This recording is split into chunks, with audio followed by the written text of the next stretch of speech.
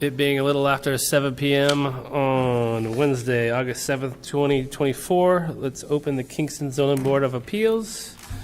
Can I get a second? Second. All in favor? Aye. Aye, very good. First on the agenda is going to be 113, 117 Wapping Road. Do you have the hearing, Lane? Yeah. Public hearing will be held at Town Hall to hear the petition of Criollo Wapping Realty LLC to request a comprehensive permit under Mass General Laws, Chapter 40B, to allow construction at 113 and 117 Wapping Road in Kingston of an age-restricted residential development consisting of 60 units. We've already opened the hearing, so. Very good. Let's take our engineer first.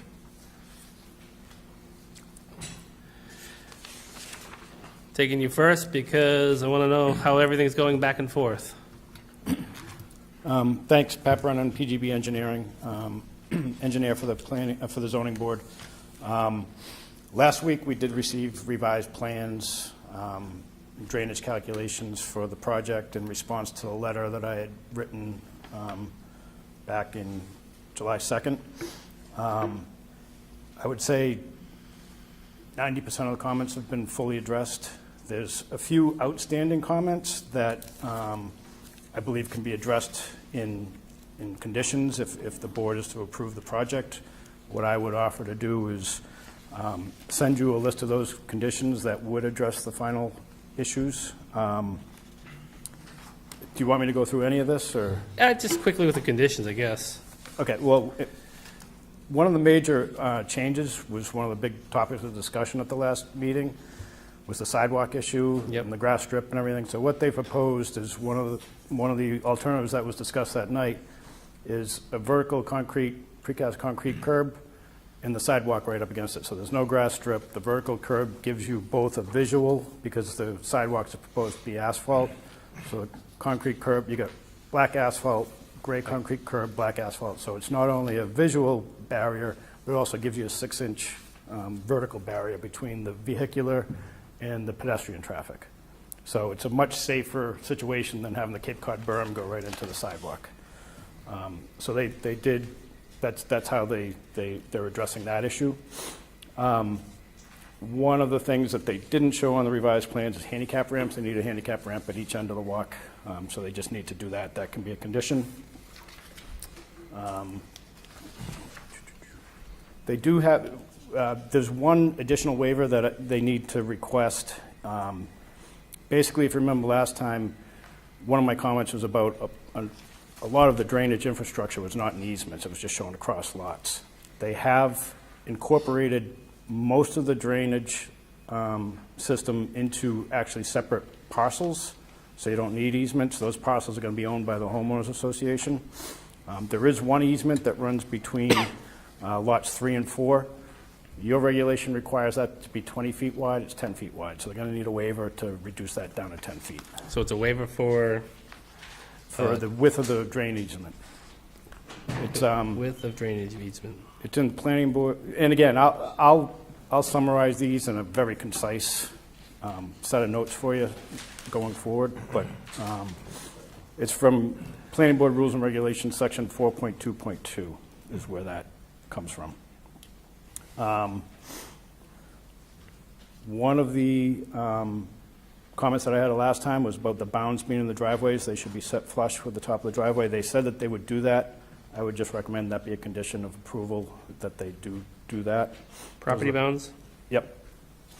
Another one of my comments was about test holes at the infiltration facilities. They say that they will do the test holes. They just haven't done them yet. So I assume they're going to want them to be a condition of approval. If that's the case, I would also include in that condition that they be witnessed by an agent of the town, whether that be myself, the health agent, or somebody else in town that is representing the town for that witness. Let's see. Mowing of the detention basins. They're still proposed at twice per year. I'm just going to suggest a condition that they be mowed regularly, more often than that. It's not a big deal. but it just keeps them from getting overgrown and unmaintained. Let's see, not much else here. They did add waivers from Board of Health regulations regarding the private wells and sewer lines. Your Board of Health regulations require private wells to be 50 feet from a sewer line, 25 feet from property lines. They're asking for a waiver from that, but they're keeping the wells at 10 feet from, a minimum of 10 feet from property lines and 15 feet from the street layout. And I think it's 10 or 15 feet from sewer lines as well. I just wanted to bring that. They are asking for waivers, but just so you know what those waivers entail.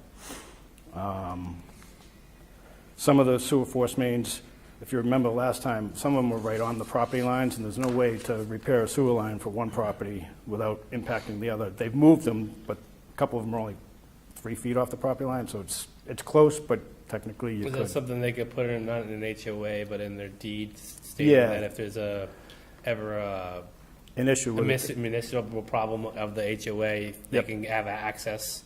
Right. I'm sure there's something that could be written in there, in their deeds. Yeah, and I'll include that in the list of suggested conditions. I'll include that, some wording for that for you. Let's see. I'm still questioning whether they need a waiver from the zoning bylaw, section 10.1C, related to a building permit. I don't, and maybe this is a question for town council, I don't believe they need that, because if you issue the comprehensive permit, I believe it satisfies that bylaw, so. For the building permit to do what? So it's, Is it a holding permit, or is it, what is it? so it basically says no permit shall be issued unless the plans therefore and intended use thereof fulfill in all aspects the provisions of this bylaw, except as may have been specifically permitted otherwise by action of the Board of Appeals. So that's basically what you're doing here. Okay, So yeah. I don't think they need a waiver from that. All right, I didn't know if it was a... They do have some Board of Health, like I just said. One of them is, your Board of Health requires a soil absorption system be 15 feet from the property line. They are asking for a waiver to allow 10 feet. Theirs is actually 12 and a half feet off the property line. Title V is 10 feet, so it complies with Title V. They did, one of the other topics of discussion was with the conservation agent was online last time, and they had requested a blanket waiver from all of the local wetland regulations. They did itemize the specific regulations that they're looking for waivers from. And basically, most of them are just asking to follow the State Wetlands Protection Act, the regulations there, rather than the more strict local regulations. Do you want me to go through those at all right now, or? How many are there? Well, it's basically the riverfront area is one of the things that they want a I waiver will say from. that's one of my main concerns with Yeah, I was this, gonna is say, that 'cause I don't know, and we did get an email from the Conservation conservation agent, yeah. agent saying that we don't know why they're asking to do that, so. Yeah, I don't know if they necessarily, I didn't look into it that much, but I don't know if they actually need that. The other is the bordering vegetated wetlands. The main one that they're asking for is, your local bylaw has no disturbance zones. However, the bylaw actually reads that the commission may require no disturbance zones. It doesn't mean that there are no disturbance zones, it's just that the commission may require them. And it gives them that basically gives the Conservation Commission the ability to require no disturbance zones on any particular project. So I think it's basically, my assumption is the Conservation Commission looked at it on a project-by-project basis, and that's how they do that. The one thing that they have is a 50-foot no structures, which includes buildings, porches, decks, and so forth. The structure on Lot 9, the duplex, will be partially located within that 50-foot buffer, and the corner of it's about 30 feet from the wetland. I think that's really the one that they're looking for. What number unit is that? It's section 9 of. No, the building. It's on Lot 9. Lot nine. So last one on the left before you get up to the Yeah. turnaround, as you head up the, so that, I think that's the one that they're really looking for. And then the other one is landscaping is supposed to be a minimum of 30 feet from any wetland resource area, and they are grading basically right up to the wetland limit. So there's going to be grading and associated landscaping to restore the area. So they would need that waiver to allow that grading there. Again, they're looking for a waiver from the earth removal bylaw, because that does not allow you to remove soil within 10 feet of the water table. They're proposing no removal within 4 feet of the water table, which is what the state regulation is in the Zone 2. And basically, that, again, that's where they need test holes to confirm that. They say that they're going to do the test holes, but again, they haven't been done. So that I would recommend to be a condition if you guys are approving the project. Another topic of discussion was the fact that they can't hook up to water. And they, at least in the letter, the response letter, they said that they've asked the water department if they can run a 6-inch line 500 feet into the property and put a hydrant. As of the writing of the letter, which was August 1st, the water department hadn't gotten back to them. So I don't know if Mr. Prylo knows if they've received. I've actually heard from the fire chief regarding that, Okay. because he said that he wasn't worried because there's 2 hydrants literally across the street from the Yeah, there's one. there's literally 2. He said Yeah. there's one on each, literally each side of the road, and he said that wasn't long enough to be a problem. I was Okay. actually surprised myself. If the fire department's happy. I'm Yep, happy. I was surprised myself. Because, yeah, all right, so that's. He said he could use something, but he's like, it Yep. is what it is. I'll see if the water department would rather have it come up. Yep, and then the only last one is, again, they're requesting a waiver. Their detention basins or infiltration basins are on separate lots. And basically, what the regulation says is that, and the HOA is going to own those lots. What the regulation says is that you got to grant the town an easement in case they have to go in there under an emergency situation, do any kind of maintenance on them. In the response letter, they said that they would grant that. Again, I would just recommend that that be a condition if it moves forward, so that you make So sure. easement to detention? Easement to the town, yep.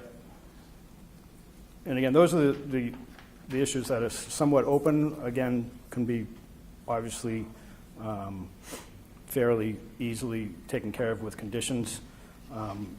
Most of the big items have been taken care of, and I think from the last hearing, the big item was the sidewalk situation, how that was going to do. I think that was the biggest topic, and then some of the wetland issues. I didn't see the email from the conservation agent, but I think the main one that they need is a landscaping, and then the 50-foot for that one That one structure. unit lot. Yep, All right, thank you. all right. Water department, you guys here for this?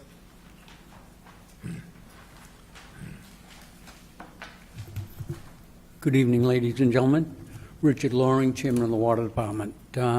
We've reviewed this plan and found that it's a great deal of concern to us, not the fact that it doesn't have any municipal water because we can't provide it at the present time. Our concern, more importantly, is the concept of looking for a waiver to excavate within 10 feet of the water table, because the property that's to the north and northeast of this property is a potential future well site. I can't guarantee today that will be a municipal water site, but that site was bought years ago with the concept of being able to expand our water system so that we can continue to provide potable water to the town of Kingston in qualities and kinds that we want. If you look at their plan, they're talking about a community leaching field upstream of what this site would accommodate. That means that whatever is leaching into the leaching field potentially can damage that site without any knowledge of anybody at all on what's going into the system. So we are very much concerned about what would happen along those lines. Beyond that, when you dig into the 10-foot table, you're also now subjecting the water table that's below that to additional infiltration of whatever's coming out of the air or groundwater or drainage. So we're extremely concerned about what happens in the long term to our ability to provide each and every one of us and you and the rest of the town with suitable, pure domestic water. And so those reasons we ask that no waivers be granted and that they do additional work to guarantee that there will be no intrusion into that site from the leaching field. We don't know what it's going to be. They don't know what it's going to be. The homeowners association, if that's who's responsible for it, doesn't know what it's going to be. What is flushed down that drain and pumped through the pump system into the leaching field ultimately is going to end up in that area. There is wetlands in that area, so we know that in fact that can happen and probably will happen. So those are the concerns that we have. The fact that at the present time we do not have the ability to provide municipal water to each and every resident is of concern to us, and it should be concern to the developer as well as the homeowners association that will ultimately be responsible for that. But we've seen no plans other than a 6-inch line for a hydrant that does not meet anywhere near what the requirements of the department would be if, in fact, we were looking long-term for the ability at some point in the future to provide municipal water. Not only would we require that it be a loop system, and there are no plans for that at all. So those are my comments at the present time. I hope that answers any of your questions, and if you got any more, How far is the future? The only reason I'm asking this is because I feel like this is coming at the 11th hour. How far is this well, I guess where the wellhead would be from right now, the worst possible spot would be, I would think, would be either a detention pond or septic. I mean, are they 500 feet, 1,000 feet, 2,000 feet? our maximum for a dead-end line would be 500 feet. No, I'm talking, again, so we've been doing this for a year, and we've, figured out where this leaching field is gonna go. Mm-hmm. How far is that away from a possible wellhead in the We future? don't know. I mean, we bought that land, we've done some initial testing, but not to the extent that we could say that a well would go at this particular location and that it would be within the Zone 1 or the Zone 2 of that particular location until that is determined. And again, that's only down the line in the future, because right now we're looking at the next potential well for the town of Kingston will be up off of Rudy and the Trackle Pond, but that's beside the point. We as a town have very limited access to property that is under our control or under the town's control other than conservation, which has extreme limits on what you can do, or private property, which also has extreme limits. So, we bought this land in anticipation of some time in the future of building a well site at that location. I can't guarantee that it's not going to happen in my time on the water board, I'll tell you that much. My brain is just going back and forth because it's currently in the ability of being a junkyard. And now we're looking to clean up the site and turn it into living space. And now, literally, we're saying, please don't put a septic system that close to a wellhead. I'm trying to rack my brain how we got here all They're of a putting sudden. that there because the town won't give them water? I'm confused on this. No. So there's a wellhead site, I'm guessing, to the left of the site that's there, the left and back, It's to the right and back, actually. It's under the power lines? It's If you're looking from 106, put looking 106. from 106. It would be basically north of that, so it's north and sort of the right, So it's as well as to the left. isn't the high T's right there? Huh? Yeah. I was gonna say, isn't the high T power lines there, and then to the right? Yeah. All right, so I'm very confused now. All right, I thought it was to the Yep. left. All right. Any questions for him? Because I think there's a lot going on in that general zone. Yeah, this is kind of like shocking this late in the whole deal here, You know, especially with the history of the property. It was a junkyard. It goes back a long ways. And, back when those weren't of major concerns, PFAS chemicals weren't a concern back there either. Now everybody is looking at that. So we need to at least be more protective than we have in the past, not less protective. When did the town buy it? When did the town buy the land? Do you know when it was? Was it when there, It was actually before my time. was it And when there was a that's junkyard somewhat there? 40 years, so, So it was when there was an active junkyard there. yeah. Well, I'm not sure that Anderson at that point had gone that far to the north as far as the junkyard was concerned, though. But now I'm dating myself because I know who owned the property. I mean, Well, it was Anderson's junkyard, Yeah, it was. you know, Yeah. 70s, 80s, even Yep. into the 90s. Or 2000. Yeah, born 43, just down the street. Yeah. Remember what? so if he had kept it, I don't know anything about the history of this, but if he had kept it, then you wouldn't have, I mean, you'd be in the same position that you are right now. Except, yeah,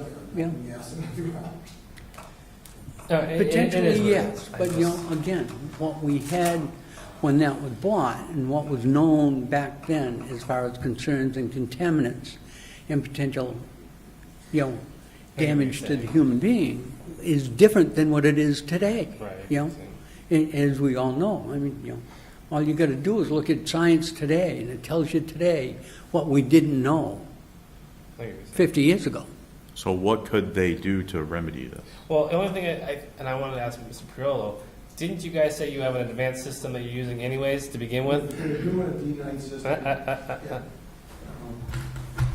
I'm gonna say, are you already going above what Yeah, it is? they're doing a D9 system on the septic system, but the only problem I have with this is, we're not talking about a well site, we're talking about a parcel of land that the town owns that could be a well site someday. Just like when I bought the junkyard, I was gonna make a subdivision. So they can't try to restrict what I'm doing over what they might do 20 years from now when they can't even get a well barely on, how long did it take them to get going on this, and they're talking another 5 or 6 years to get to town water. I mean, we went through the state, walked the property. The town of Kingston's water department did not even comment on the water moratorium that they knew was going in that month. We designed a whole subdivision off the thing that we were gonna have water. Right. Okay, so now we're moving forward, we still got the same thing, but then we also have the fact that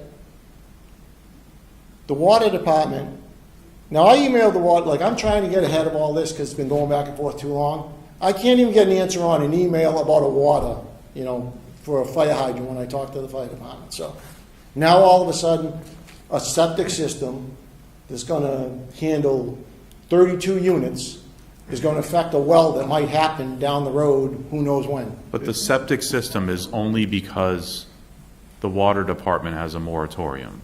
Am I? No, well, the septic No. system would be Title V anyway, so we're going to follow all state regulations. Title V has Okay. things in place to protect the water table. Yes. I mean, this is crazy talk right now. Yeah. Go ahead. The reason why they have the shared septic system is because they can't connect to town water. Because if they could connect to town water, Each they'd has put to have individual septic systems on each lot.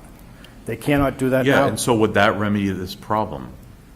If they could connect to, It's still going to be the same discharge of It's just gonna be effluent. It's just going to more- be spread out more. Spread out than more in the this. area. okay, that was, Yep. okay, all Yeah, right. it's- That answers my, So as an engineer, so I was just thinking like the town could they cause kind of the do problem. something, Yeah. but it doesn't matter, so. Would you, using your math, would a D-nitrogen be better as basically as a whole with a D-nit over 32, better than having 32 separate systems that are not D-nited? Which Right. one do you think is more, I guess, overall efficient? So the only portion of the septic system that's combined is the leaching field. Right. The D-nites are actually, there's a D-nite system located on each lot. Okay. So, but they do have the denitrification, which is, in this case, it's not required, because this is not a zone 2 at this point. Right. It could be down the road if it's, Deemed. if they do develop a well site. The other thing is, if they develop a well, they have to control Zone 1, which is a 400-foot radius around that well. So that well would have to be at least 400 feet into their property, into the water department property. That's why I was trying to figure out whether a wellhead would be, because when he said where it is, now that I know where it is, there's high tension lines going through that zone The too. well will be up from our side is down. Right. So I guess the only concern I have with both of you is cutting down on the water table within 4 feet. In my opinion, you know, like. Are you cutting and then bringing it back up? Do you Well, cutting first to of clean all, out and then bring it up? We're asking for a waiver for that as we go to be able to excavate and move dirt, so that we don't run into a situation where somebody says we're digging too close. Is that for foundations or is that No, for? that's for the cut on this whole lot, because if you look at the site's high to the right. We're bringing the elevation down to the lower road, basic elevation to the left side. I don't know, east or west or whatever, But that's still higher than the road. so that's the cut going in, yeah. So we're not bringing it down in, it's just a matter of, we haven't established the exact water table in every Because you haven't done any every test holes lot, yet. you know. But we did do probably 75 test holes down there. We've monitored the water, we've tested the water. I got a call today from my engineer that there was somebody had called the DEP about test results, that the DEP even explained to him was nothing to do with us, and our water tested fine. It was a lab error, it was retested, and it showed that the lab actually had contamination of a minor amount in a sample, but they had the same contamination in a blank sample in their lab. We retested and we were fine, our wells, so.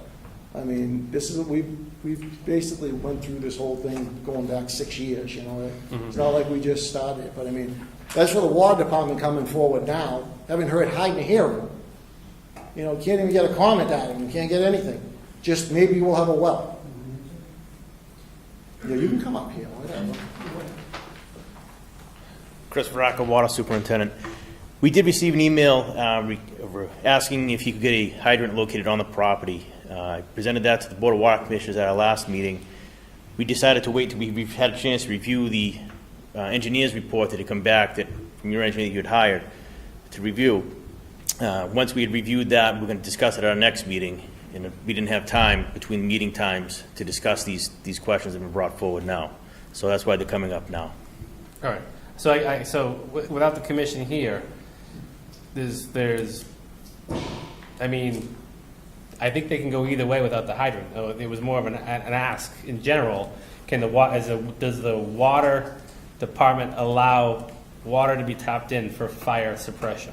No, it's under the moratorium. It would be covered under the moratorium for a new service connection, new connection. That's what I was wondering. New tap. So because no one had an answer to that, we didn't know if that was allowed or not, since it's for fire suppression, not for drinking and access. no, it's a new tap into the system. Would be covered under the moratorium. Okay, that's kind of what we were looking for the answer. Again, our other concern is excavation within, the 10-foot that protects that potential future well site. If they can stay above the 10-foot of the potential future well site, then they've solved that particular issue. I think what he's asking for the waiver is if they do go below it by accident, before filling back in, they don't want to be killed prior. Accidents happen. First of all, we don't know what the existing water table elevation is now. If they've Right. got it, if they can submit it to us so that we can review it, then we know what the elevation should be that they can meet or stay above. Accidents happen, and we don't need to go into waivers assuming that the accident's going to happen. Well, I mean, he has 32 units, so it's going Yeah, to and be a on 3-4 year the same process. I thing, can what make is, sense. they're talking about reviewing something that, they're not engineers, the DEP sets their rules, the engineers are oversight. What's the water department gonna review when they've had that, this has been going on a year. So they've been in contact for commenting and reviewing and everything. So they're gonna come now and wanna review stuff that might happen on the road and a well that might happen in, Never Never Land, whenever. This is crazy. It may be crazy, but Yeah. our responsibility is not to be crazy, but to be protective of each and every one of the residents of the town of Kingston. And that's what we're trying to do here. We have not seen any elevations of any water table samples taken by this developer. Give it to us, let our engineers look at it so that we know what the elevation is, so that we can tell. so that we can tell you what the excavation elevation should be limited to. Who are they to say what the elevation of the excavation, you dig in the water table all the time. The water table is dug into on sites constantly. You're not introducing stuff into the water table just because you put a bucket in the ground. You dig for a septic system, you hit the water table. I mean, this is, like I say, this is just, like I say, you guys are gonna make a decision on that, because this is just, they're coming a year later when they haven't commented or even put one word into the game as we're going. We're out to build a subdivision on a junkyard site that we're gonna clean up. You're gonna have 32 units, a clean subdivision, the things we're asking for when we ask for waivers. Can you hold on 1 second? The water department, so they're gonna be driving their own wells for 32 different houses. What is your feeling on that, especially since they're gonna have to keep a certain control on themselves anyways, since their own drinking water is actually closer than your wellhead will be in the future? Absolutely, and that's each and every, homeowner's responsibility. If it's a private well, they are responsible for that. But it's drinking water, though. We are not. We don't test private wells. There are private wells in town right now. One of our water commissioners is on a private well. No, I believe it, But what I'm saying is, our responsibility isn't for the individual homeowner who has their own well. Our responsibility is for every single person that may be watching us tonight or is a resident of the town of Kingston. That's what we're trying to protect. The developer has a plan that he wants to go forward with. Why he hasn't given us any of the data on depth of water tables that he says he's taken up until this point, we will have our engineers take a look at it to tell us whether or not those elevations seem appropriate, and then what the elevation or the minimum amount of excavation should be once that's established. Well, it's 5 feet or 50 feet, makes no difference. It's the distance between what that number is and that 10-foot number above it. Right. Now, Mr. Perillo, I'm still trying to make it in my mind here, because I know your site is an uphill site. Correct. And if the road is, say, my base 0, I have no idea if the water table is at pavement. But as you go up your hill, at some point, you must be naturally higher than the water table that is lower than the road. We're higher than the water table on the whole site. I mean, the water table, if you look at the entrance to the property now, okay, so the standing water for the wetlands is down probably 12 to 16 feet from there. So we're not even touching any of that as we're digging up there, because we dug quite a few test holes. But as for providing, engineering and test holes to the water department, are they going and asking this anywhere else? Are they at meetings asking for the engineers and the developers to show them stuff beforehand? We not only did a 21E on this site. Right. We did that. We dug the test holes. We had the town witness perk tests where we went down 16 feet. There's soil logs and everything. The Board of Health has all this. We didn't, we did perk tests here too. So we had 2 sections that we were going to do before things changed. We dug and perked those, and they were witnessed by the town. So all this information is there for them if they want to get it. Right. I mean, but this is the first I've heard from them. I know. So I mean, like I say, the fire hydrant, that was just, I went up, talked to the fire department, which he said, he goes, no, we can work this from here. The distance doesn't bother us. You build it to code. He goes, I'd rather not see, like we asked if he wanted us to put it in and leave it in the ground and for future use. He said, I'd rather see it not there. He said, that can just confuse people. They think they have a hydrant and not. So, I mean, I went and took, that was my task. Bob sent me to talk to the water department. They were real helpful. And I mean, we have separation on the building, so that really isn't a concern, because 5 feet of separation requires you to do, fire protection and firewalls from building to building. We're, 16 feet. So, I mean, that isn't an issue. So we've got that all under control. The other issues with, like the mowing thing, you know, Pat's review was more than fair, and we're not saying we don't want to do it, we're just saying DEP says twice a year. We're going to do it, say, 4 times during the growing season, because the rest of the time it dies off, you know? Yeah, I think he just wants it Yeah. either monthly, just to be. Yeah, more so than we do it normal. once a month in the summer, that's fine. I know, like I say, it's just like every time they come out to mow, having them go in and weed, you know, like weed whack, detention basins, is, you know, it's expensive for the homeowners too. And I am thinking of the town and everybody when I'm doing, so I'm trying to clean up that whole corner. I own to the left, I own across the street. We're gonna put this subdivision in. We started the other building. We're gonna clean up the other side. So we're not looking to slight the town. I've lived here for 50 years, you know, so. Conscom, what's going on with that? Seems like there's a pushback. Well, I mean, I think everything we've asked for in waivers for Concom is reasonable. I mean, we're asking for waivers under. We don't know zoning. why you're asking for the Excuse me? waivers. We don't know why you're asking for the waivers. Well, we have to ask for the waivers because as we move forward, I we know, have. but why? Well, we have to go in front of Concom. We still have to do a notice of intent and everything with them. So the waivers are asked for because when you do a 40B. No, I know why you're gonna- asking for waivers in general, but why specifically are you asking for the? Well, they're spelled out in here. If your bylaw says we can't grade within 30 feet of the wetlands, and we have to grade to it to clean up the site and then plant in it, we need a waiver. Every waiver in there is asked for. Anything that besides the stuff Pat said that's more clerical and would be handled in the decision, and which would go back and forth, those waivers are needed so that we can do our work, and when we go in front of Concom, we have the ability, you know, the 40B is designed to be a little give and take, you know, I mean, we're giving up 8 units, you know, affordable housing, so that the town's getting. So, you know, asking to be able to grade in the wetlands with the proper conditions and protection, we still have to go in front of them. It's not like we don't go in front of Concom, we have to go in front of them. There's going to be an order of conditions of how we have to do the work and, you know, erosion control and everything. So it's not like we're just saying we're going to let us go in there and do whatever we want. There's still going to be a notice of intent. We're still going to have to go in front of them. There's still going to be all the erosion control and everything and they have the same jurisdiction over watching what we're doing. We're just local bylaws where we ask for waivers for. There's a reason for every one of them.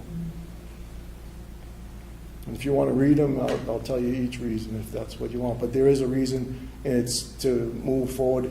And if we ask for a waiver that might not be needed, then when we go in front of them, it isn't needed. So it's kind of a moot point.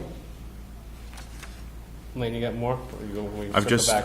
I'm not getting, I guess what he's saying, in order to build a home near wetlands, they're gonna have to do some digging near the wetlands. yeah, I get that, but so they're asking, I'm trying to look for the specific. It's not Go ahead, organized Doug, by, you can chime in. Yeah, that's like the the building is right. In it. That's the one, that seems to be the one of the biggest concerns. Right. And like I say, out of that, you've got... that's what I just asked him and he didn't answer. Well, So, what are you looking for an answer? each reason Well, I'd have to go through, like I say, for the bylaw waiver. I mean... In other words, each waiver has a reason, each one has a different reason why, and he wants to know exactly the reason why each waiver is asked for. So one is to go within 30 feet to do work, Yeah, I mean, and then no, so 30 is that feet because wide. one of the buildings has to be built, or is it because? One building is within the buffer, but that's, like I say, we're asking for one corner of a building to be within the buffer. And remember, this is the town bylaw, this isn't state, you know, I mean, we're looking to follow the federal regs, you know. I'm not looking to follow federal. Well, I am, that's what I'm saying, that's what Yeah. that's why we were doing it. I want to know why you're looking to follow federal as opposed to Well, where you're actually Because a lot of building. times you can't meet town regs, I mean, the town of You Kingston's can't got- read them? You can't meet them. Meet them, okay. You know, if you're building a subdivision. I want to know why you can't meet them. Well, there's a lot of reasons why you can't meet them. If you've got separation if you're trying to get separation on buildings, you're trying to get separations on Not in sewer. general, so I'm asking specifically for each one that you're asking for a waiver for. Okay, Why can't you meet Well, it? read the ones and I'll give you an answer. I'm Tell me- looking through here and I'm you not, tell they're me not what- organized by. I'll answer whatever you have. Do you know what numbers the Conservation Commission ones are? Sounds like lot 9 is the, I mean, I have number 9 is the only one that I see it, and it says all local conservation bylaw. But we did away with requirements. that. That was That's a our pretty original- broad We request. got rid of that. That's been changed in this. We gave you a list of waivers like you requested the last time. You requested us to give you a list of waivers we were asking for, and that's what we did. Then So you have I'm, a list in front of you of the waivers we were asking for. And if you read them and you have a question on one, I'll give you an answer. this is from August 1st. This is from after our last meeting. Riverhawk sent this. Well, that was, where we answered the question from the last meeting with a list of waivers. So Is there a way to change lot 9 from a duplex to a single and get it out of the zone and make lot across the street a triplex? Or is that gonna change something weird? Is that gonna have to be sprinkled? Lot 13. put it this way, if there's a way to adjust the buildings, because we're cut down to 32 units down, we're losing 8, so you're down to 24 units. This subdivision still has to make sense financially, too. That's why I said, you have, Yeah, no, I'm saying you have a we- duplex at lot 9, if you took it out, if you took unit 16 Oh, I don't and have attached it to unit 23, and made it a triplex or some sort of a weird hybrid, you're not changing any of the numbers other than the fact that you're So taking, which one are you talking about? in lot 9, the house on the right, Yep, which is number, that goes into the wetland buffer, yes? yeah, the other one that goes directly into the wetlands. Right. Well, it goes into the buffer, it doesn't go into the wetland. Right. It goes into the buffer. But it seems to be your strongest problem.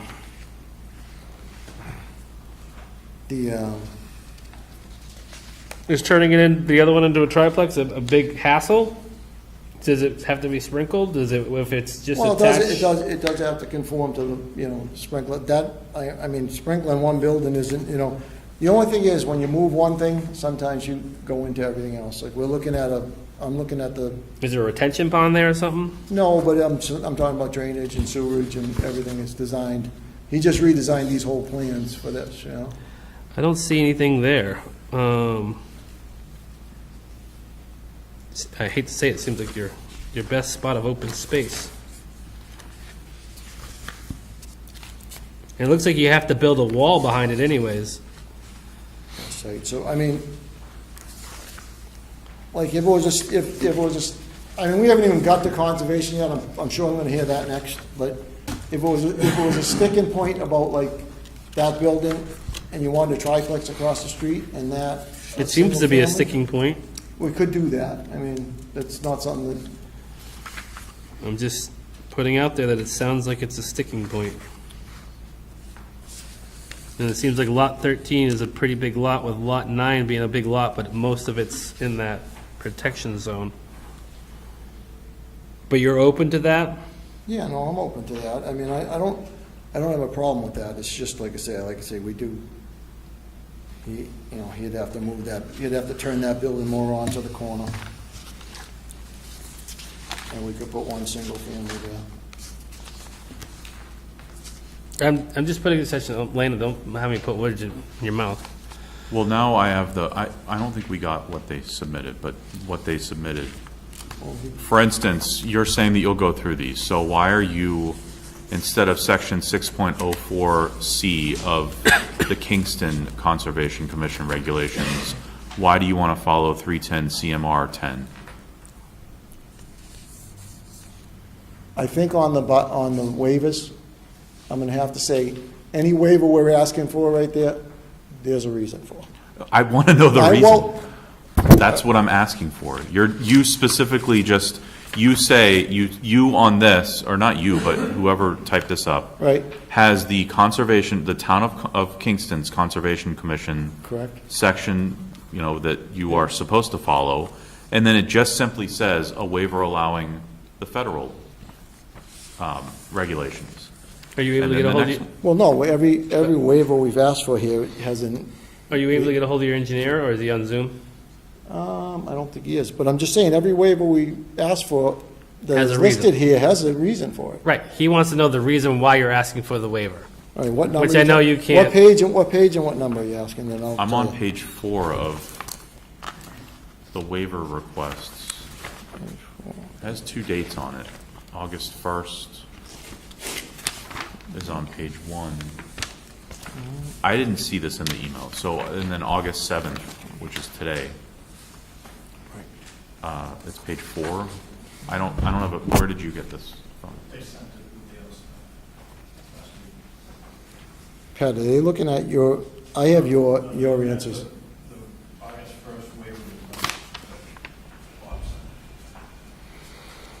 I'm looking at an August 6th, 2024. Was that your, that was your? That's mine. I'm looking at Pat's letter, so that's what we have right now. I was here to address, like I say, what we went back and forth with him after the last meeting. We addressed everything we came up with, and do you have this? His letter? We have Pat, Yeah. Yeah, I mean, that's, So maybe have the waivers reduced, I'm guessing?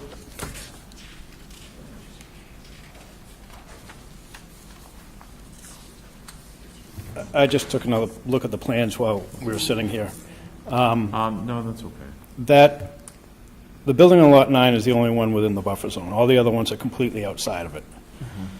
The work on Lot 9 requires grading and so forth in the buffer zones. The other two areas where you have grading in the buffer zone are the two infiltration basins.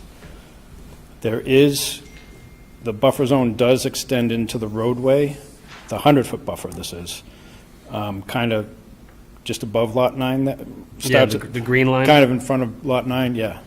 I don't know why they're asking for the riverfront area one, because they're really not doing, other than the gravel, if you look down toward Wapping Road, the purple one is the 200-foot riverfront area.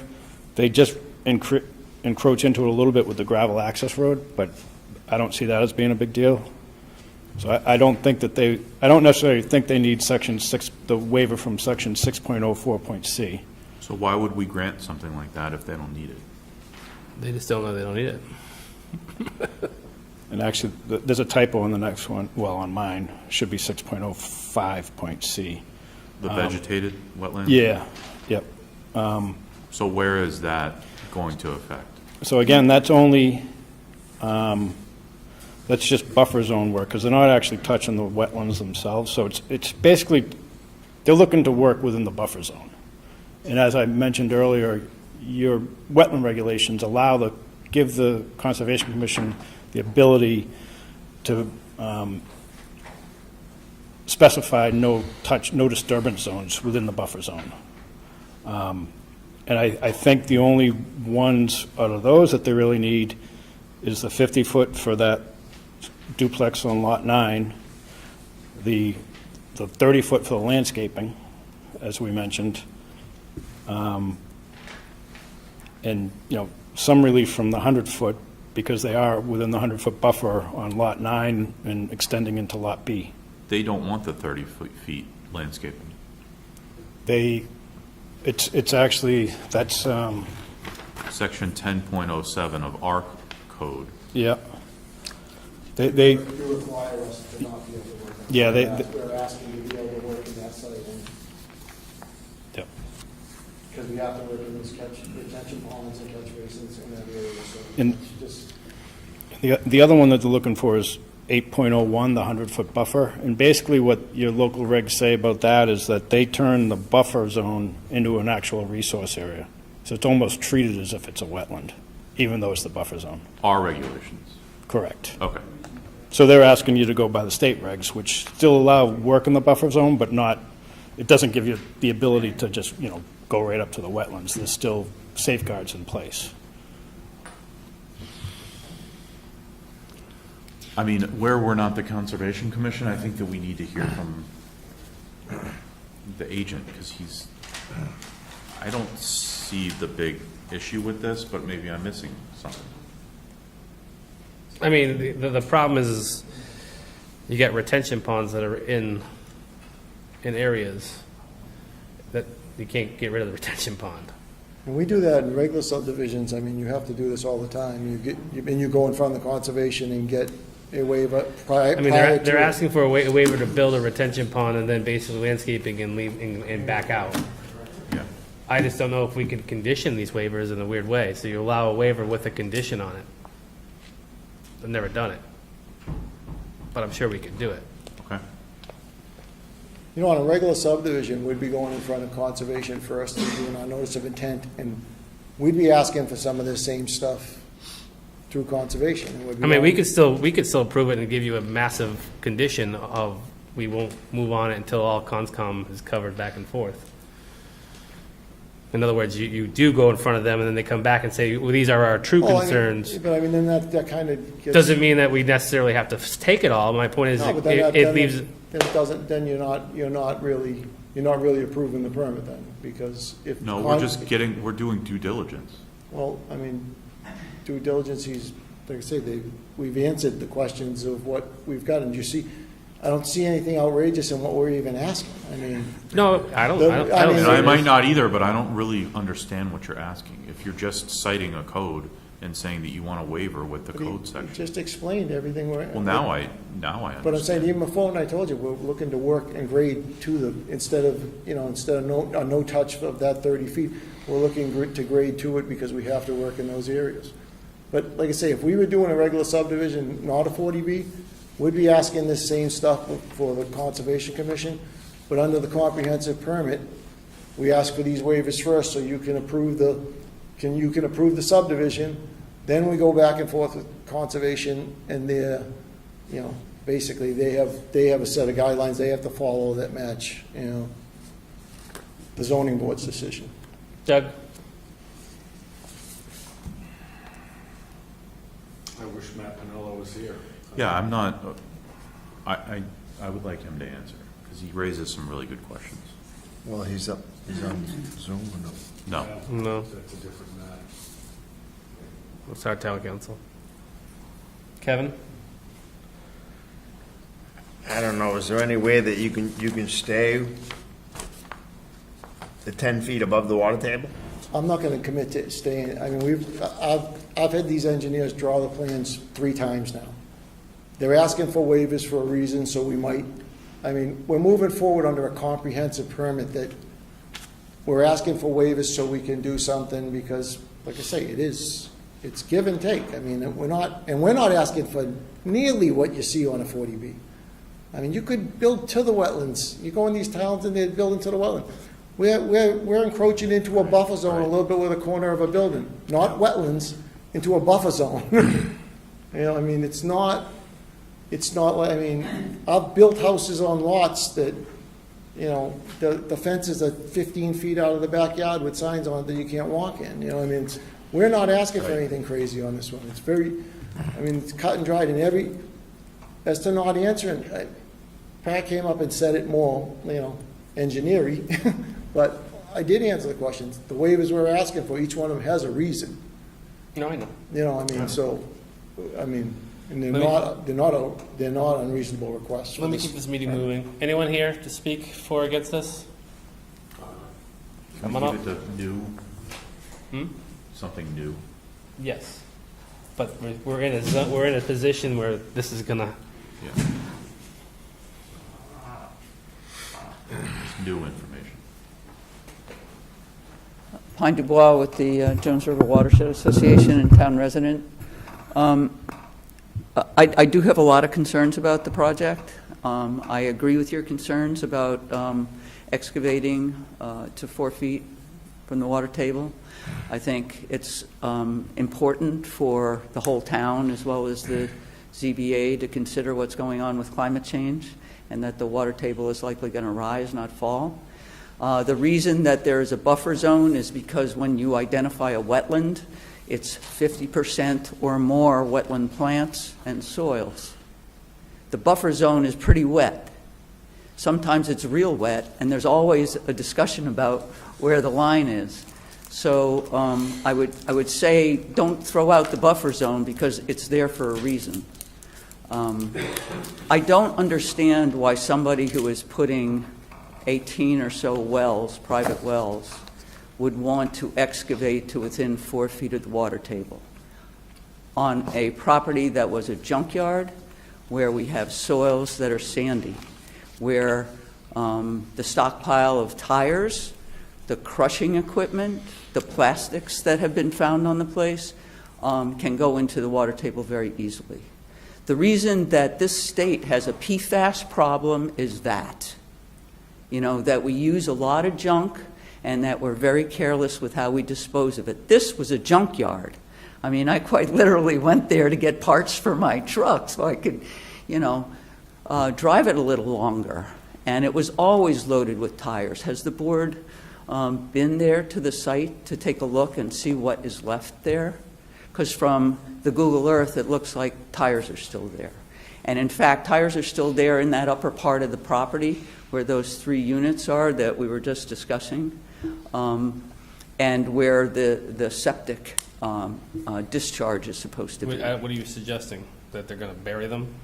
I'm not suggesting anything. I'm saying that I have concern. It's like with the fire department said there's no more fuel tanks. There was a gas station there. When we bought Jones River Landing, I didn't know it had been a gas station in the 50s, and the fire department signed off on it. Then we go with the town and put in stormwater there. Before that, we found 1 gas tank, and when they were putting in the stormwater things, we found 2. Just because the fire department doesn't have a record of it doesn't mean they shouldn't look more carefully. That's all I'm saying. I can appreciate the ambition of turning a junkyard into an area that is nice for people. I get that. But to overbuild it is dangerous. And to put 18 wells, 18 or 32, No. 4, how many private wells on that property after you break a law that's in town, which is don't excavate to within 10 feet of the water table. The reason we have that is because we have sandy soils. The reason the state has something less is because the state is different.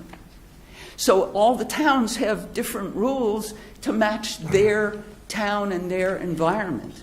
The Jones River is the northern boundary of the Plymouth Carver Sole Source Aquifer, where all of us get our water from, each and every one of us. And not just us, but Plymouth and Carver and Middleborough and Lakeville and all those towns too. That's why we have to take good care of it. We saw when we were looking at Google Earth these mounds of new material that had been brought onto the site. I don't know what that is. Do you? I mean, have you been there to look? It matters. It matters to look because, I mean, I would say the earliest part that I saw looking at their 21E was that it was a junkyard in 1946. That's a long time, and we have done things differently over time. So it's important that, I mean, I haven't been able to get the water quality reports from the Board of Health. I don't know what they are yet. I would love to be able to look at them, and I think you should too. Because it matters. Because if these people, something goes wrong with their well, whether they know it or not, they could get sick, If something goes wrong for their well and they know it, they're going to come to the town for water. Of course they will come to the town for water. Hopefully we'll have it in 5 years because they are developing a new well. The well that they're developing now, that area was rich in water. Why? Because Spring Brook was a fishery. They raised trout there. There was Stephen Bradford had his mill there. There was a lot of water there once before Brockton was exporting it to, 20 miles west. But the resources in the ground are very, very important. And I am unconvinced by what I've read. The 2019 21E report, which I just got at 4 o'clock today, so I haven't read it really well, 400 pages of it. But there's work to be done in terms of looking at that stuff, in terms of looking at the soils, and really come to terms whether the proponent really understands the challenges on the site so that they can build something that really will serve the town very well. And I'm all for that. I was on the Affordable Housing Trust for a while because we do need housing. But we don't need housing that will fail. And the other thing I haven't seen is a layout of the I got to stop you there homeowners. because as you say that, you're speaking both sides of the coin at the same time. No, I'm not speaking both sides of the Because coin. at some point, the longer the site sits, and sandy soils, and if you're saying there's all this contamination, it's still happening then if you believe the 21E is incorrect. I didn't So say it by was not- incorrect. I didn't say that. I'm I just said it was saying from you're kind 2019. of you're kind of putting it out there that way. And to me, I'm starting to feel that the longer the site sits No, what I by said, junkyard status. Paul, still. what I said was, it's incorrect to dismiss the town bylaw that says you should keep 10 feet above the water Okay, table. and That's what I think okay. is incorrect. All right. That's really what All right. I'm just trying to get dedicated to this to because there's a lot of 11th hour stuff. We've been working on this for quite some time. I know you've been coming here, but I'm I've just only saying. been to 3 meetings, but we haven't been able to get a lot of stuff, and I thought you were still in process. I didn't think you were ready to close the thing, No, you know. I mean which it sounds like. we were because he did cut the thing in half because there was no water. And because there was no water, we went from having septic systems spread out to concentrating it into one spot, but at half the size. So we went from something that we were going to have to take a big swallow and fight of 32 units. Was it 32? Am I right with those numbers, or 36? So 60. So imagine your argument if it was 60, which he could have had a year ago, which is what he tried for. Well, 6 months ago. congratulations. I think we're in a better spot than that. But it That's my doesn't point. mean I think you're ready to close it. But my point is, I think there's my further point to is go. some time has worked in your I think in order to favor. really know that you're serving the town, you have to understand these questions. And the other scary part of this coin is the more you watch the news, the more the government wants, or our governor wants more affordable housing at any cost. And building on swamps. Literally, they're pushing it at almost at any cost, where we're Well, dealing we with have some that to- are going to the HAC and coming back to us that are smaller I sites with more. understand, yeah. I understand the Yeah. problem. I'm just But it saying. doesn't mean we cave into it. We can put solar on wetlands, we can do all this. The problem is we have to find a finite line to this and make it feasible and have You it need to done. understand that you're going to keep the people healthy, too. And what I Yes, haven't seen yes. is what the HOA, is it? I am Homeowners scared of Association, HOAs, what too. those guidance is, and I have a beef on this, because we've said they have to be there before, and they don't exist, Right. and then things don't get taken care of. So We I'm condition concerned it on about that. seeing actually what that's going to look like, so that we know that there's something that'll work out there. Very good, thank you. Well, I just speak for them because I have. Yes, go quickly, please. Yeah, I'll go as quick as I can, because, listen, we have a junkyard there, and what we're asking for is much better. Yes. All they keep talking about is the water table. Title V allows you to put a septic system within 4 feet, okay? You need 4 feet of separation from on the water table. You have to dig to that water table when you're doing septic systems in all wet areas. So everything they keep saying about this digging, we dig in the water table everywhere we go. I mean, you get a wet area, Rocky Nook, you're 3 feet in the ground, you're in the water table. You're digging down 12, 15 feet lower than that and putting sand in, and the septic's going in it from there. They're just putting out a lot of stuff that, yeah, this lady Karen. freaking drive me nuts, whatever. But, no, I mean, you can't, you don't want housing, but you want a junkyard? Here's my solution. You guys vote, you don't want to give me the thing? Vote no, I'll keep it as is. That's where I'm at right now. But that's what it'll stay, and I will be there. And as for bringing dirt and everything, that's my yard, it's a construction site. It's clean gravel and fill. I mean, they can do whatever they want with that. That site is clean. We've cleaned that site up over the last 6 years. And besides all the engineering going back and forth to get this done, which I will throw out tomorrow, I don't care, we have cleaned the site up. What we're proposing is good. The lot we have beside it, we went a year and a half with conservation to get that thing approved. We got it approved. There's a building going up on it, that's cleaned up. I own across the street, we're gonna clean that up. Or we're gonna keep it as it is, and it's gonna be a construction yard or whatever. I really don't, it doesn't matter to me which way you vote. But, as for I'm not extending, I'm not doing anything, we just, done. You guys do what you wanna do. Thank you. Anyone? Kevin? Doug? What's your feelings? I get both sides of both coins, but at the same time, Yeah. this has been going on for some time. I know, and And we've done some, And we've done he's- Nova Deer. Nova Deer has a nice nice pond in the middle of it. And I will say Glenn's done it. Just everything we've asked for, he's done it. The only thing that concerns me is the water department with, That's my only concern is the water table level. yeah, that's the only thing that's, The other ones don't really, I get why people get Well, I concerned. think I've explained it's done everywhere. No, I know. I No, mean, I know. that's, to put a septic system in the water table, you're digging into the water table. We don't know what we're hitting. We're asking for a waiver so we can do the project and not. You have to go to the be microphone. stopped- And not be stopped, over technicalities. We're not, So you're not putting any septic systems technically at the lower end, everything's pumping up. I'm just saying, to dig in, but we have to cut that whole site. When we get back to the septic system, we're gonna dig it in.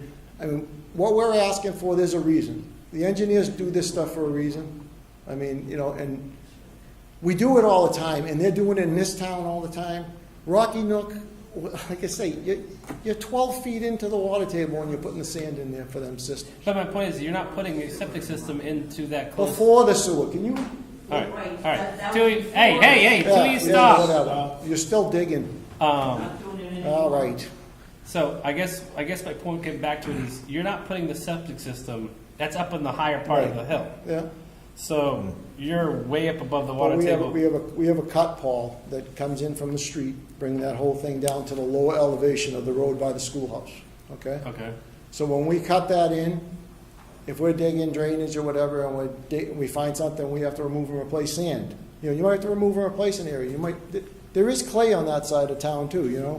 If you hit clay and you have to remove and replace it with sand. And that gives you a filtration to the water table.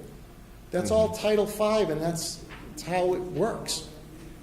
So we can go back and forth on this, but Yeah. I mean, I'm not ready to close this Okay. and vote. I would like to hear from the conservation agent on what those concerns are. Okay. We only have 4 members, so we can't move anyways. True. But that means we'd have to put them right to the next meeting, 21st. let's do it. Okay. There's no reason to kick him farther out. I mean, he's literally right at the verge. Yeah. Well, I mean, It'd be nice if What's that? you could talk with and get some of this hammered out so when it shows up that they're already right at where Well, they're we- supposed to meet at. We did this, Paul, we No. left and we gave you everything you You wanted. gotta sell him. Yeah, no, but I'm saying, we left and gave you everything you wanted. The water department's coming in now, I mean, when, they haven't even spoke about this in a year. The water department, their comments, all these boards can comment, So what including is- conservation. They what can- is your, can you guys discuss what your concerns are, if any, right now? My only concern was just, you know what? Try to keep it above the water table 10 feet. If you gotta cut the grades or whatever, or some of it, okay? But try to keep it 10 feet. Somewhere, Listen. that's the only thing, as far as the water department goes, in a future well site, that's cool. But he's been paying taxes all these years on it. Yeah. And it was a junkyard, they went in and they cleaned it up. So it's like, this is the better project than the last one was, is this right here. Yeah, I agree with you. I mean, the town's saying that they potentially down the road in 300 years who knows? Right, So yeah.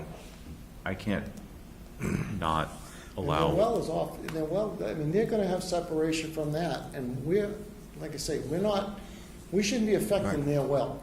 If they put a well in up there, anything, look at the neighborhoods there, I mean, all those septics are dumping into that ground the same as this, Is there no way to keep above the 10 foot because you don't have any test holes that you've been witnessed, so. I mean, the test holes, I mean, like I say, we never encountered water. I mean, the town did witness it, I mean, we could put a condition on saying test holes and just keep above 10 feet from your test holes.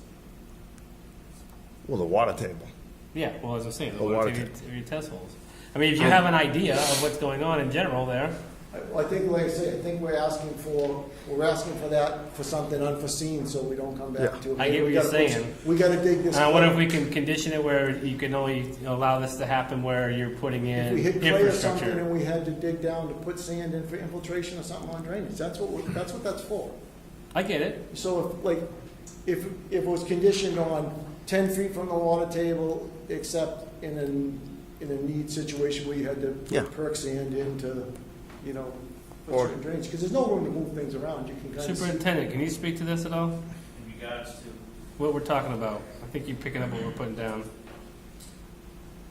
There's some concerns naturally with the excavation close to the water table. Everything that goes in the ground, once it gets into the groundwater, it's gonna flow. Right. Regardless of where a well, potential well may be on the town property there, whatever you do is upstream. So once it gets into the ground, the underground water movement is gonna carry that towards a well site. So Right, that but- would control, you know, I'm talking, so, all right. In a worst case scenario, he goes up to HAC, they come back and say, too effing bad, put in what you want. You wanted whatever before, go ahead, you can do it. We need housing, period. You have a great site for it, perfect conditions for it. And we lose our chance to bite at this apple. My point is if we condition his 10-foot up where he can only do it in spots of infrastructure, in other words, driving a well, or where he has to put in drainage. So he can't just nonchalant cut a whole building size down and then refill it with sand. I know you don't want sand because it'll infiltrate to the water system faster. sure. So I'm trying to get your feeling. So we're kind of, he's asking for a blanket waiver on it because he knows he might have the possibility of this problem because he's worked in Kingston before and over there could be water table and over there could be not. You don't confuse groundwater. You referenced the Rocky Nook. Rocky Nook is a Yeah, that's different. tough terrain area with Yeah, clay, it's all drainage. rocks and It's stuff. you can have water in one spot. We've dug in town with you're going to find groundwater, but there's standing water in the water in the ground. It's not necessarily the water table, but it's groundwater. Right. You know, water table is different than groundwater. That's sitting there, drainage, runoff, whatever. But if he's stating that he has good potable water for private wells right there, that leads us to say that we have good potable water that we can tap into for the whole of the town, for the benefit of the whole town, as opposed to individual residences. So it's a viable well site that we may need. And as Commissioner Loring stated, we don't have a lot of sites left in town. Town is just about built out. So any land that we have, we're trying to preserve for the benefit of the residents, the existing residents of the town of Kingston, to keep delivering them quality water. We don't want to do anything that could be detrimental to that well site right there, potential I just feel well like site. this would be better than what's there now.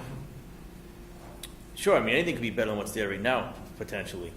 But we need to take and worry about what's down the road for the best of the town and the interest of the residents that we need water. The town has grown substantially, as you see the moratorium is in effect, because we're pumping so much every day. We're pumping almost 3 million gallons of water a day to satisfy the needs of the residents in the town of Kingston. That's a lot of water.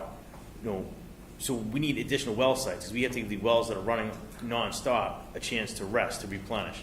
Because if not, we're just going to keep sucking that well site dry, and it's going to start running into problems. So we need to be able to let each well rest at different times so we can replenish.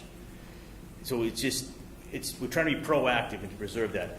You mentioned the timelines. I got this report from the town's engineer a week ago. I got an email just after that, or just 2 days prior to that, from Conservation, asking if I had seen nothing else come across my. Well, this is the third version, so you didn't I didn't. act on I any of the other ones. never saw any of the versions. So you were asked to comment on them? Was that a comment? They never got pushed through my mailbox. I Yeah, never I saw know. any of those. This is the first. That's why we're here now. Yeah. So we're addressing those concerns now. Listen, you know what was Hey. going on, because I've talked to you about it. All right, you guys have to speak to the board, sorry. Yeah. It just seems like they're asking us to consider something that may happen, and in doing so, they're asking us to kind of screw over a Private citizen. owner, yeah. of I think land. is what Commissioner Loring was asking for was a little more time for their board, our board, to have time to review. And now there seems to be another rendition of, you say August 4th, there was another change that came out?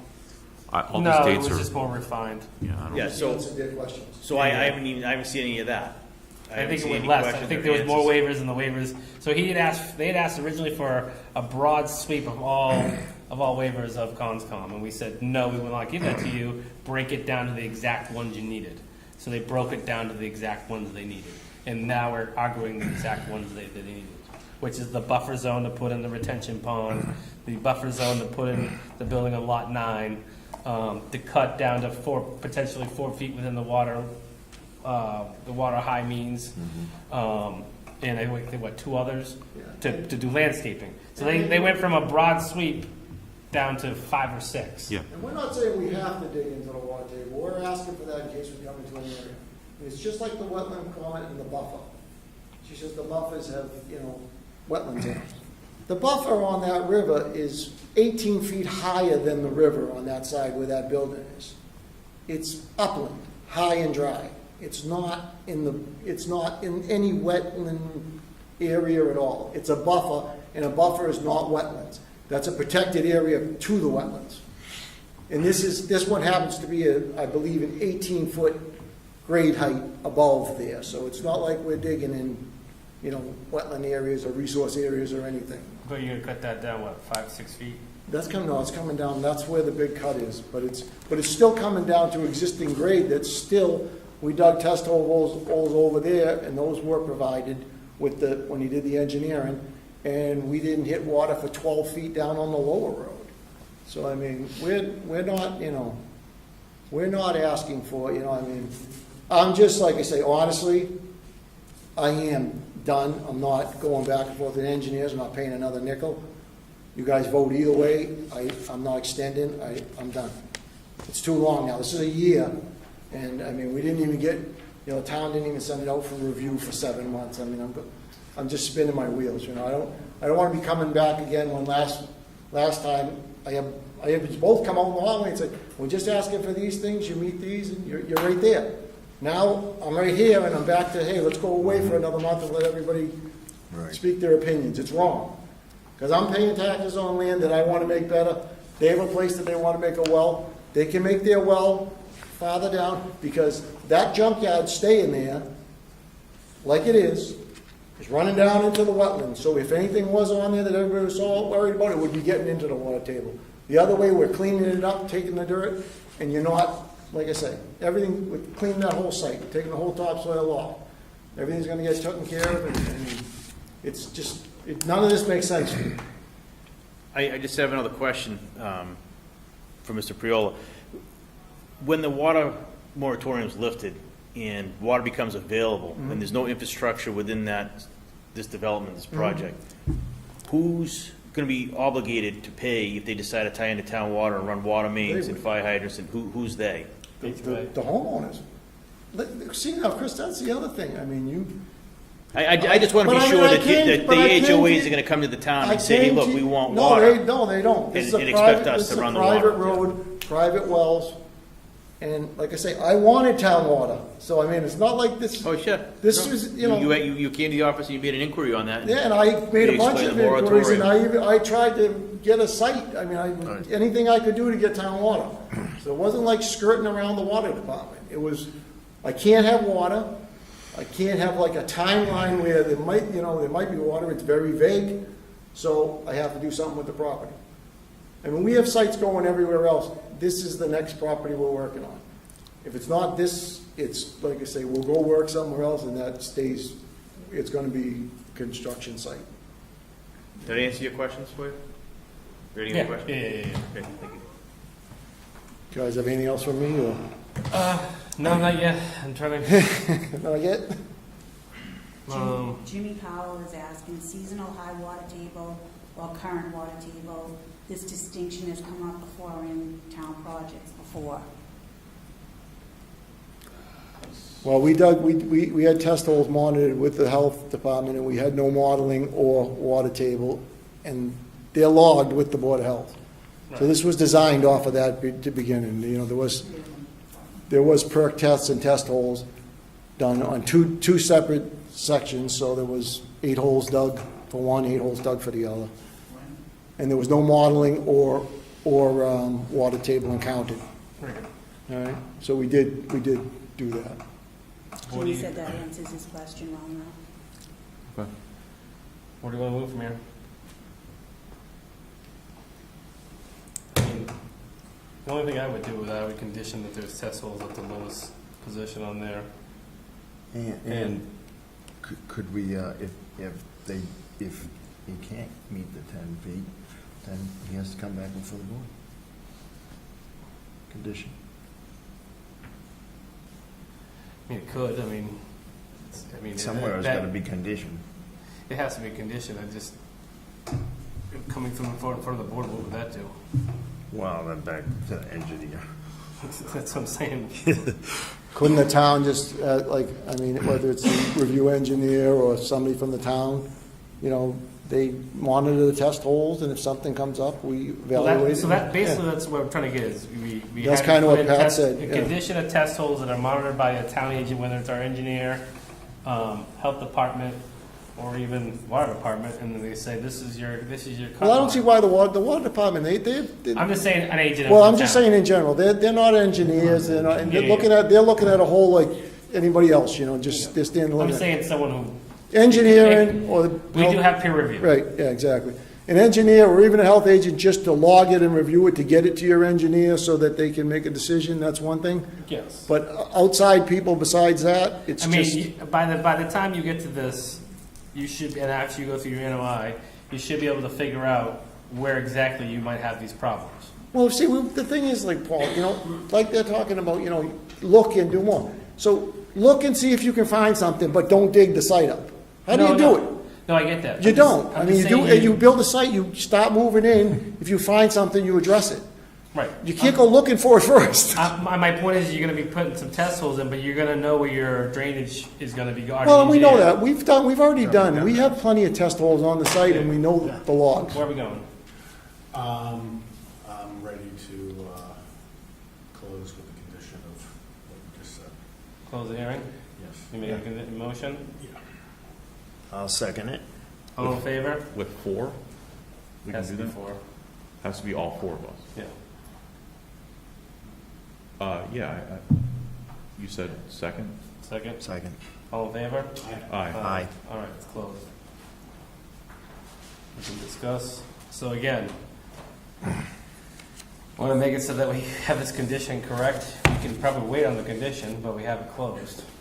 We get the condition correct. Yeah. We don't have to have the conditions spoke today, but we were aiming for test holes in zones so we can get a groundwater basically mean, so we can keep you. I think Jason has something to say. Mr. Silva, go ahead, it's closed, but you can speak. Yeah. Hey, Paul, thanks. For the record, Jason Silva, Community Development Building Commissioner. I just had a few conditions I just thought I could offer to the board that were kind of from me in my position. And certainly, a generalization on these, so the specific language should be worked out with council, but one of which is that, the market rate and the affordable units are built in proportion, for every, 4 units, there should be 1 affordable, and that should be built, throughout the project. It seems normal. In succession, that's equal, and that affordable unit would be done to the satisfaction of our town planner, or, as soon as the town planner acknowledges that's in the queue. So that's one condition I think it's important. And that also the prior to final occupancy of the final market rate, that the applicant have his engineer or, whoever's maybe the appropriate individual to certify to the Board of Appeals that the project civilly, as well as, through the conditions, meets the Board of Appeals Standard. permit approval. So that way we have that final market rate unit, and we can get that certification in place, including as-bills or whatever else is necessary. HOA in place, And that, HOA in position. You get what he's getting at on that, right? Excuse me? You getting what he's getting at on that last one? So what he's asking is that the last market rate house Yeah, that's just done and. be held as yeah, bond until absolutely. everything is Yeah. met, HOA is activated, Yep. No, and I then understand nothing that. will be released until basically, That's putting a bow on it. that's standard on the last unit, they usually, yes. it's, We're just hammering it through because Yeah. some of them have been sneaking through somehow. yeah, no, I understand that. What about the conditions that we're fighting for these test holes? I know you've been listening diligently. So I think that's where I can offer that the next condition would I think cover this, is that PPG engineers, if I'm getting the acronym correctly, I think, be the review engineer of record for the progress of the project and report back to the board, certainly on any appropriate intervals, should it be necessary to say, well, this is state in compliance, out of compliance, whether it be on drainage, pavement, and then also can provide feedback to us that everything is still in compliance with the project along the way. And that could be a component of that prior condition, certifying that the project's in compliance, because otherwise we're really left with, no objective opinion on the project as it goes through. So I think it's a critical component to have that review done through the whole project to its conclusion. But we'd have to have some kind of timeline, and, I mean, my engineer would be the one certifying everything, so your engineer would just be going over his work, and if he wanted to do a site visit or something, we'd have to have, like, terms on how we were gonna do it, Al? Yeah, I get what you're saying. Yeah, I agree. I agree it would be limited in scope, but it would be the Yeah. eyes and ears for the board. Yep, absolutely. Basically the civil end of it, Yep.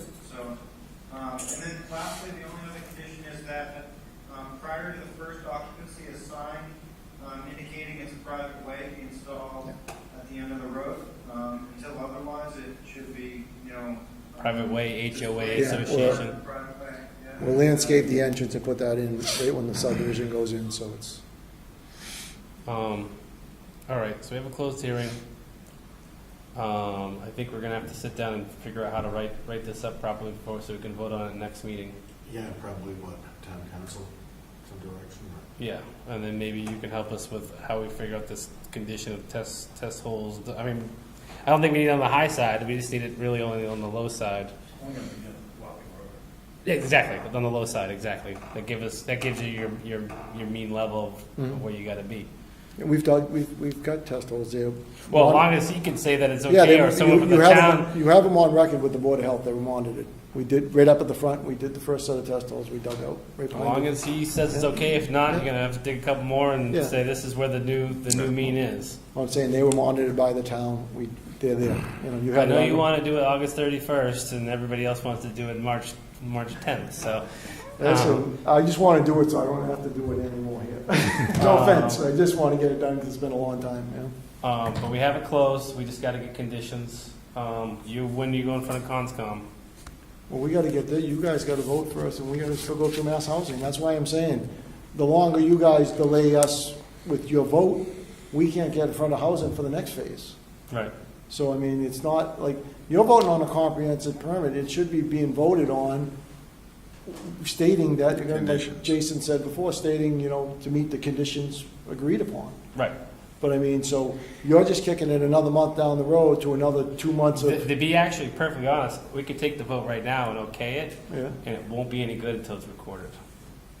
So Right, but it'll be good enough that I can get to mass housing so their ball can be rolling so we can get with, we can't go through Concom, we can't go Okay. through anybody. I mean, we could say, I can say. I'd like to look at the conditions. Well, I can say we can take a vote with the conditions coming. Because until we That's literally conditioned sign on- it, until we literally sign it. That vote would and mean stamp, nothing. it's just a vote so he could move forward to mass housing. He still has to conform to the conditions that we write. He gets to read it and say no. I mean, that's fine, it really has no teeth to it. But exactly, the only thing he wants is to go get by basically financing through the state. Well, basically, it ain't even that. He can do that, and then if this falls apart, then he's, But how, but I mean, well, I don't want to vote on like something that, I mean, you got, We have Jason's you have the conditions. things you outlined. I Right. mean, that should just be conditional on the approval. If you say that thing about the water table, things Jason said, that should be pretty simple to say, we'll vote to approve this on these conditions. And then- Basically, that's what I will be saying. Yeah, and then. Except for like he says, he wants to see it in good legalese that makes sense to him. Well, they're gonna write the decision, like after, I mean, you don't get that vote with a decision already in hand.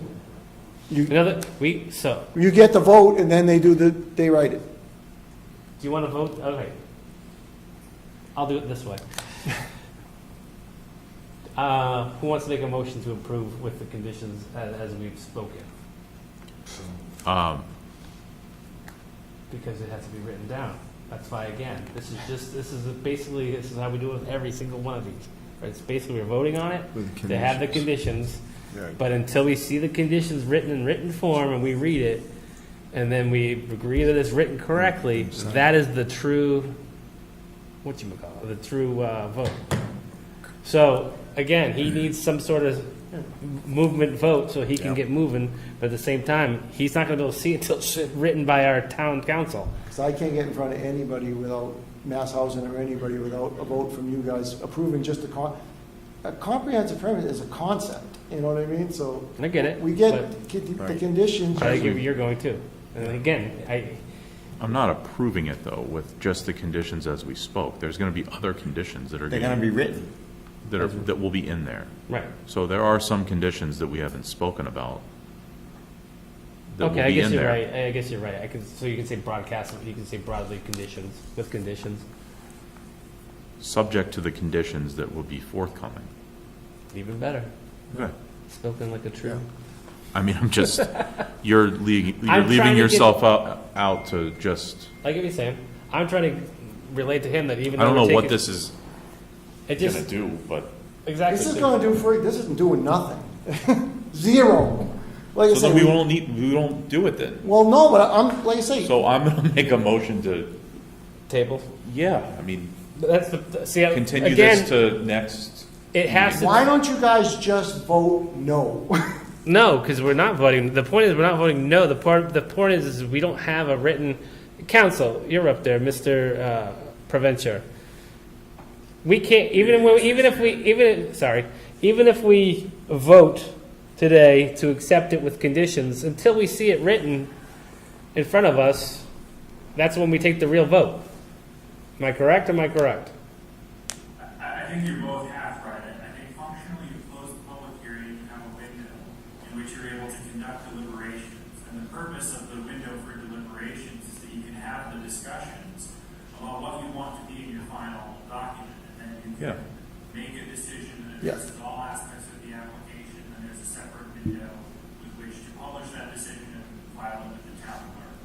Right, but we can't file with the town clerk until all of us vote on it that it's written to the way we want it written, and then we sign it, and then it's stamped, and then it starts the appeal period. That's correct, but it's also true to the extent that, this, if you take a vote, it's not a full decision Right. on the application. It's not a final decision because you as the same board have the right to revisit that in subsequent proceedings. So I agree that you could theoretically do it, but it's not going to be any kind of final action that I think is going to afford Mr. Briolo the opportunity to take any action that he really wants, and I think that you're going to wind up doing this again. So my sense from a process perspective is that it typically makes more sense to just have one vote within the deliberation period in which you can deal with everything at one time and then issue a decision in a timely fashion, and then there's no ambiguity which vote mattered or what was the one that's really operative and what the board was Because deciding. we're not going to be able to vote until we actually see a written decision in front of us. Yeah, so, Right, and you have time to deliberate. You have time under the statute that affords you an opportunity to deliberate once you close the public hearing. So I don't think you're giving anything up if you say we're going to continue to utilize some of our time to deliberate. so do we need to continue this to the next meeting?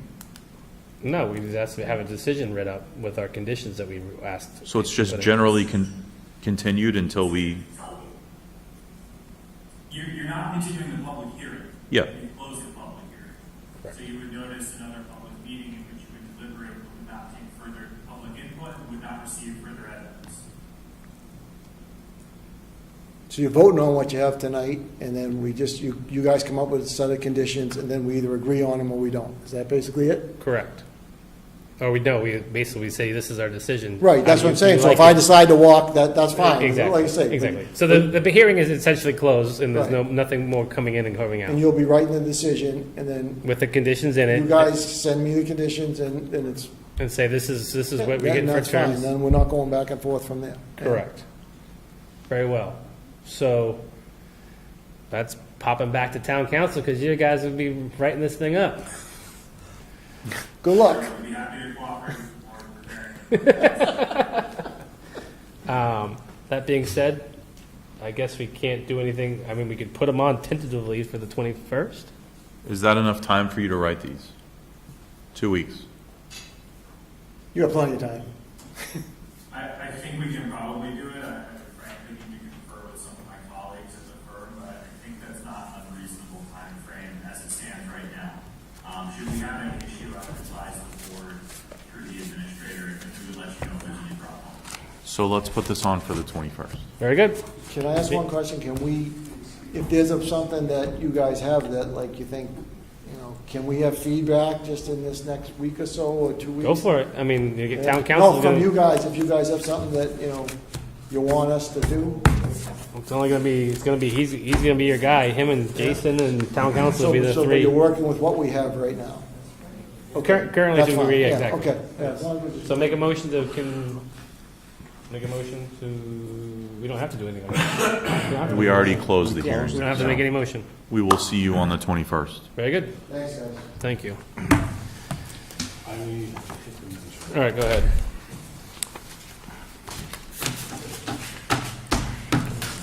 Can we continue the other one without Doug really quick? Yes, I think we can. It should be good. Thank you. You're not on the other two, right? Well, you should be good. Thank you. Yep. Thank you.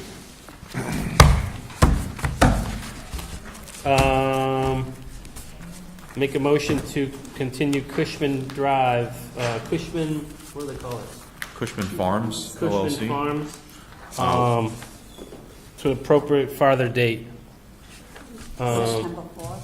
Farther, much farther. Let's do November 6th. November 6th. That's my, So I'll second that. all in favor? Aye. Aye, very good. When's that gonna be? November 6th. You At guys 7 get- p.m. You guys, that's right now. Once Doug comes back in, and I think we lost our town council all of a sudden. I mean, not our town council, their council. There we go. Do you see their There he council up there? Oh, okay, there he is. I was like, I hope he didn't take off, or like, we're coming up on him. I'm going to read this into the record. Go ahead. Except as Riverview may post court.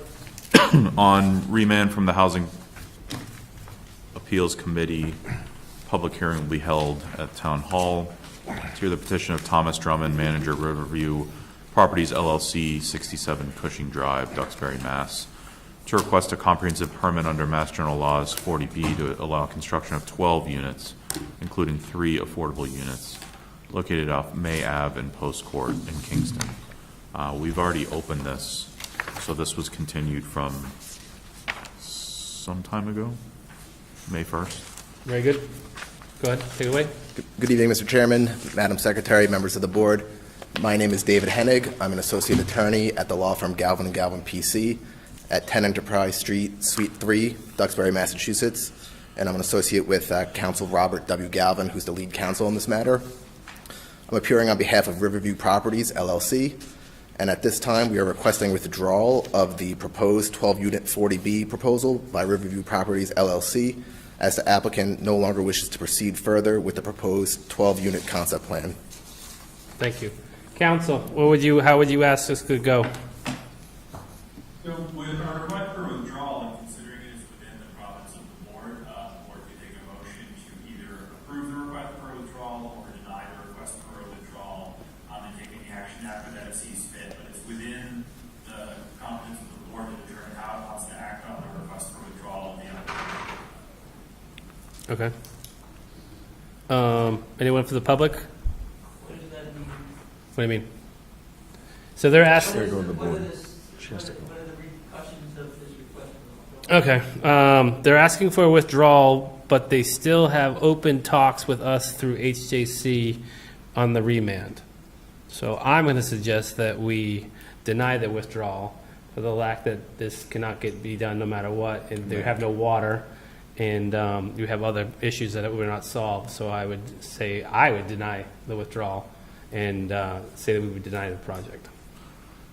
So we would deny, first we would take a vote to, I would take a vote to deny your withdrawal, and then I would take a vote to deny your project. Before we do that, though, we did get an email. Does that need to be put into the record? Bye. It says Tree K. Are we closed? No, because We're still open, so I don't know why we're getting emails. Is she here? Is she on? no, I don't see your email either. Hold on. Of Galvin's. I did see that, or I read it. Yeah, I got that yesterday. Here. Yeah.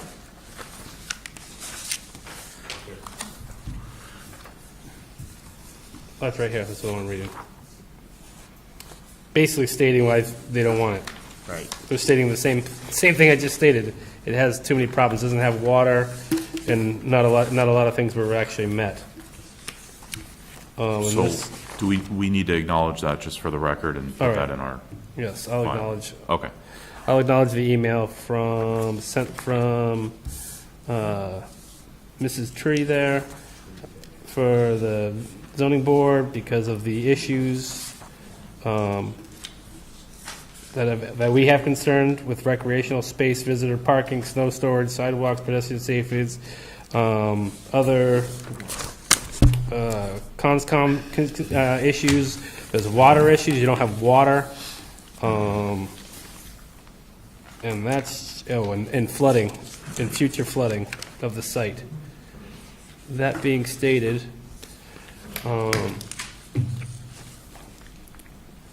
and the only reason I say we deny the withdrawal is because they would like to try to probably still come in front of, have the potential to come back in front of us through the HJC's remand. That's not done. This will kind of be saying that, I don't know. We have a decision, though. We have a written. oh yeah, from, I can't remember his name. Who was it that was in front of us representing? the other side. Yeah, Cousins. Me, yeah.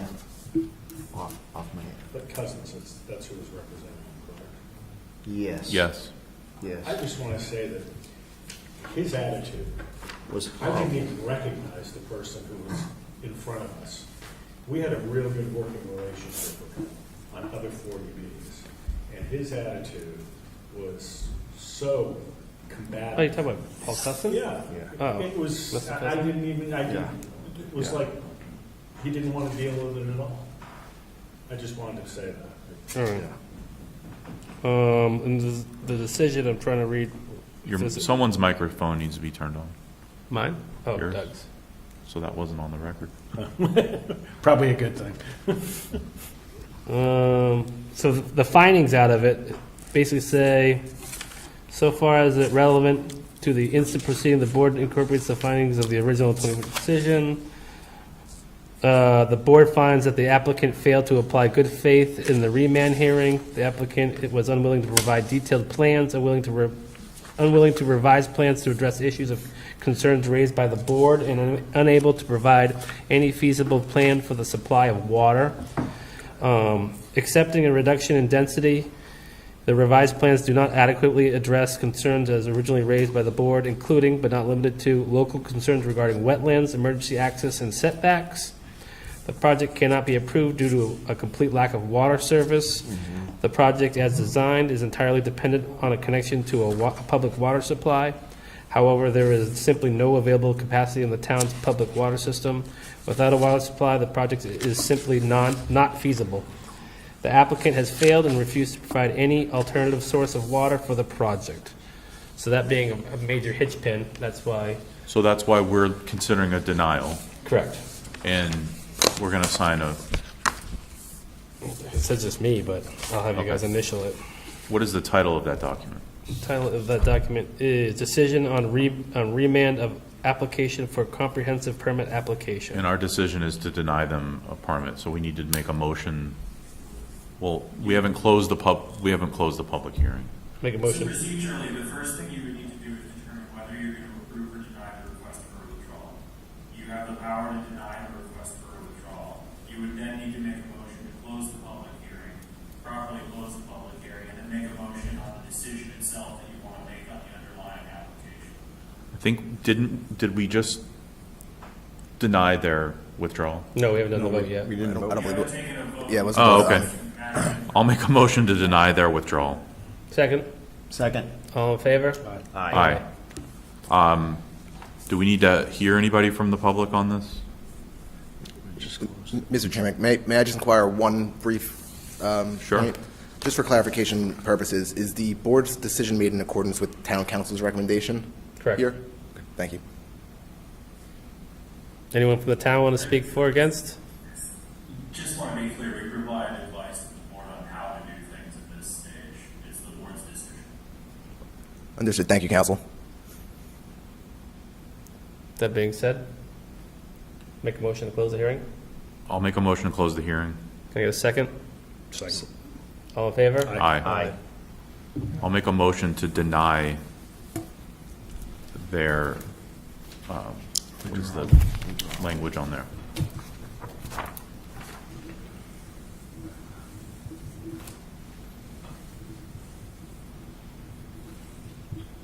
This is a motion to deny their request. I don't know, because they're coming back on remand. So what was the, town council, what was the language that we need to use here? So you would be making a motion to deny the application that is back before you on remand Okay. of the Housing Appeals Committee. It is still an application for a comprehensive permit before you would act upon as with any other. So I'll make a motion to deny the application that's before us from the remand, From the HAC. from the HAC, the Housing Appeals Committee. Oh, correct. Can I get a second? Second. All in favor? Aye. Thank you. Thank you. To be clear, it's also, this isn't a hearing, it's a final action, so you want to record the vote by roll call. All right. Wayne? Aye. Lane Goldberg. Doug? Aye, Doug Dondero. Kevin? Aye, Kevin Ridington. Aye. Paul Dolan, Chair. Very good. Thank you all. Have a good night. Thank you. Anything else? We'll make a motion to, You want to push Cushman Drive out of here? Cushman We Farms? did. Right, did what Oh, you did. covered, yeah. Got it, that one. I'll make a motion to close the ZBA hearing tonight. Of August Yeah, 8th. the zoning board of appeals, here, it's not hearing, but I was sorry, I wanted motion him to to spit it adjourn. out. I wanted him to spit it out. Thank you. Motion to adjourn. Can I get a second? Second. All in favor? Aye.